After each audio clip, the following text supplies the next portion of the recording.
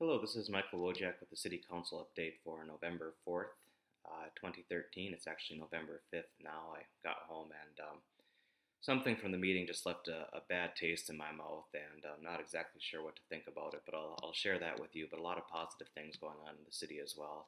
Um, First and foremost, we approved two new hotels coming forward. They're both going to be up in the Costco area. Um, like every other building that's been built on that development, none of them have been any buildings that had any issues with street trees whatsoever. So positive to know that every single thing going in that area is pro street tree. Love that. Um, also, there's going to be a place coming in northwest Rochester, kind of by Cinemagic, called Size Place. Very sad story. Young child who came to Rochester and was treated here, but eventually passed away, and his parents were there and are working with some partners to create a home for children who are immunocompromised, and that's it's we have a lot of hospitality places, but there wasn't really anything that fit that niche in particular. It's a great location. I think the architects for basically making some accommodations with roof lines that basically made it sure that the building is essentially the same elevation as what was already permitted with the existing zoning there.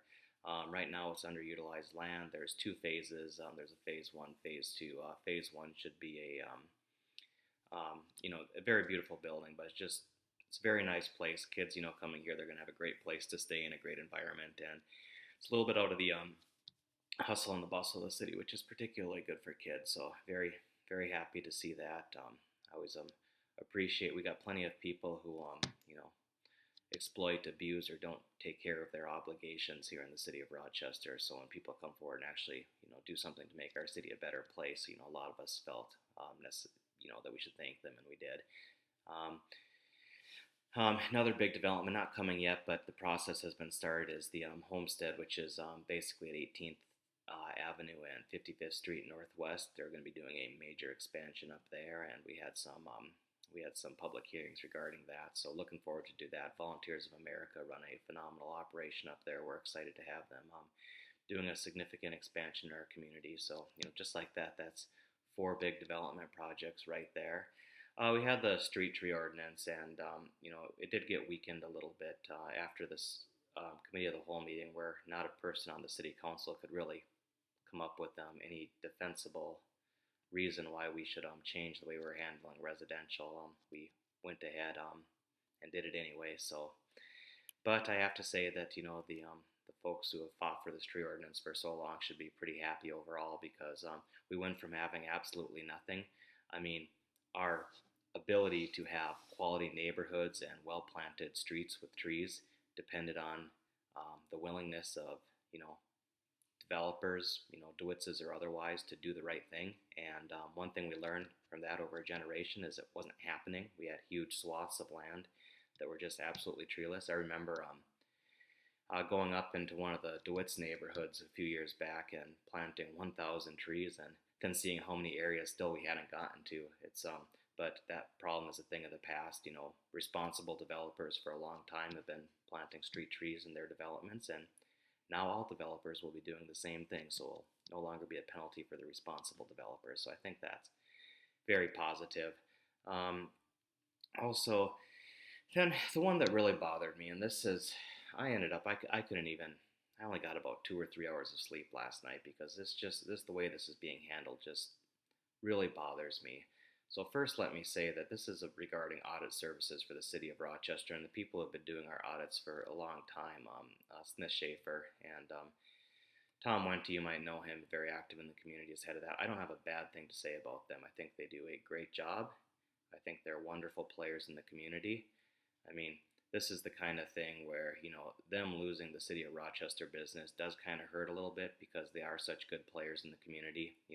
This isn't a case where some, arrogant, self-important business owner was extorting money out of the city and then coming back, and we had to make a decision there. This is actually somebody who's pretty decent in the community, and does a lot of great stuff, gives to a lot of charities in the community, and they lost out on the business, and it was a fair process, and we got to a firm out of White Bear Lake. And ultimately, the firm out of White Bear Lake, the cost was a lot lower, and they're very competent. They have experience with large municipalities, and staff, the people who are qualified to make these decisions, took an extensive look at this, and basically did a very nice job presenting a memo saying, look, we know that this is going to be hard. We've had these partners for a long time.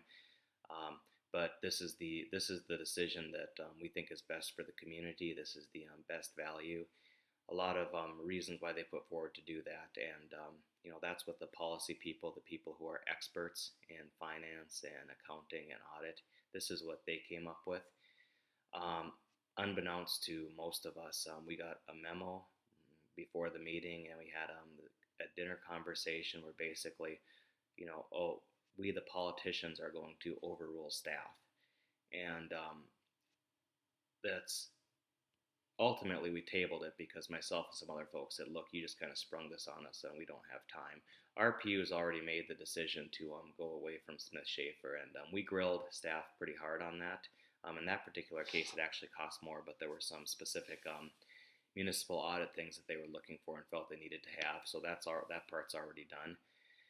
The thing that really concerns me here is what message does this send? We invite people to submit proposals, compete, and then we award it based on our experts' findings to the group that competed the best. And now we're saying, oh yeah, we don't like the results of that, so we're just going to go back to what's local. And particularly disturbing was the rationale that the mayor and some other folks gave, where they basically said, we're going through a time of change right now, which we've been doing for 150 years, by the way. And it wouldn't be appropriate for us to change businesses or audit services. And first of all, the rules of accounting are the rules of accounting. Second of all, we're talking about a party that's experienced with large municipalities, including places that have development things similar to DMC. I mean, Bloomington has the Mall of America projects. And what's so incredibly frustrating about this is basically a bunch of straw man arguments were thrown out. Well, their price was just too good to be true. Well, they're not familiar with DMC. Well, in this time of change, we need to stay with the locals. And they're all good sound bites, but the bottom line is the mayor and nobody else actually came back with any hard facts as to why staff was wrong, why the company that was selected couldn't do this. And the consequences of this is who's going to bid on Rochester. I mean, we already have a reputation that we are a good old boys town, and we don't give we're not going to give a fair shot to people competing.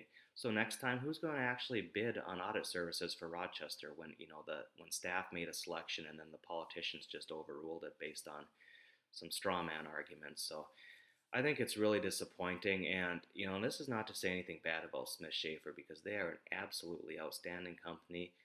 They've done a great job, but and I'm still, I could see if staff changed their recommendation to Smith Schaefer, I would have no issue whatsoever going with them.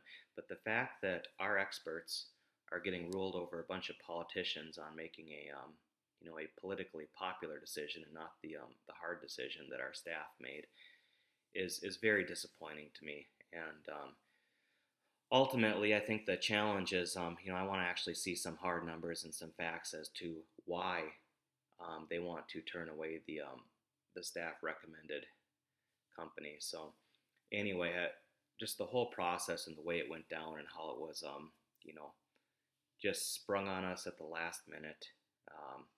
Bunch of straw man arguments. I just wasn't happy with the way the process played out. I think it's I think it's a black eye on our city if we can't set up a fair process, execute a fair process, and then make a decision based on the results of the fair process.